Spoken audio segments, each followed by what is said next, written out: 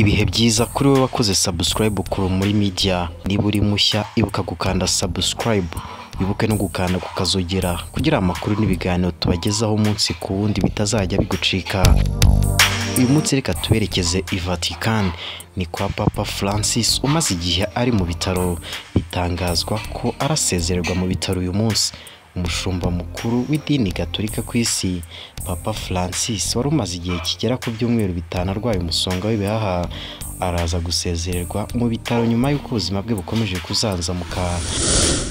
Nk'uko tubikesha BBC, amakuru avuga ko Papa Francis arava mu bitaro bya Gemelli, ni ibitaro biherereye i Roma, ni kuri iki cyumweru kandi akazakenera nibura amezi 2 yo kuruhuka i Vatican nk'uko abaganga barimo kumuvura babitangaje. Uyu mukambwe w'imyaka 88 yashyizwe mu bitaro tariki 14 Gashyantare uyu mwaka, aho yari afite uburwayi bukomeye bw'ibihaha byombi. Dr Sergio Alfieri uri mu baganga barimo kumuvura yatangaje ko mu byumweru 5 bishize ubuzima bwa Papa Francis bwari mu kaga.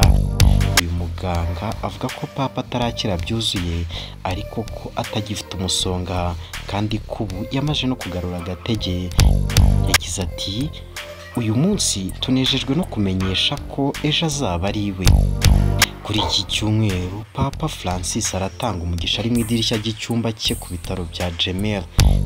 Nabwo bwa mbere ababonetse mu ruhame kuva yajya mu bitaro mbere yo gusubira mu ngoro ye i Vatican. Dr Sergio Alfieri uri mu bamuvura avuga ko abarwayi bafite umusonga w'ibihaha byombi batakaza ijwi ryabo cyane cyane iyo bari mu zabukuru, kandi bikaba bifata igihe ngo ijwi ry'umurwayi rigaruke nk'ibisanzwe, aho binavugwa yuko bizasaba Papa Francis ko yongera kwiga kuvuga. Nakomeza koroherwa nk'uko birimo kugenda, abaganga bavuga ko ashobora gusubira mu kazi ke vuba bishoboka.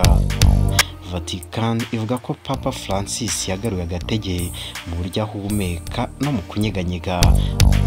Batangaje ko atagikoresha umwuka wa oxygene bamuhaga, dore ko ahubwo ubu ngubu arimo arahumeka nk'ibisanzwe. Papa Francis yabonetse rimwe gusa mu ruhame kuva yajya mu bitaro. Ifoto Vatican yatangaje mu cyumweru gishize imugaragaza arimo gusengera muri chapelle yo kuri ibyo bitaro. Kugeza ubu Papa Francis amaze imyaka 12 ari umushumba wa Kiliziya Gatolika ku isi. Mu buzima bwe yagiye agira uburwayi butandukanye harimo no kubagwa ibihaha, dore yuko ubwo yari afite imyaka 21 aribwo yazahajwe cyane, ibituma ahora ageramiwe n'uburwayi. Tubashimiye mwe mukurikira ibiganiro byacu kuri muri media.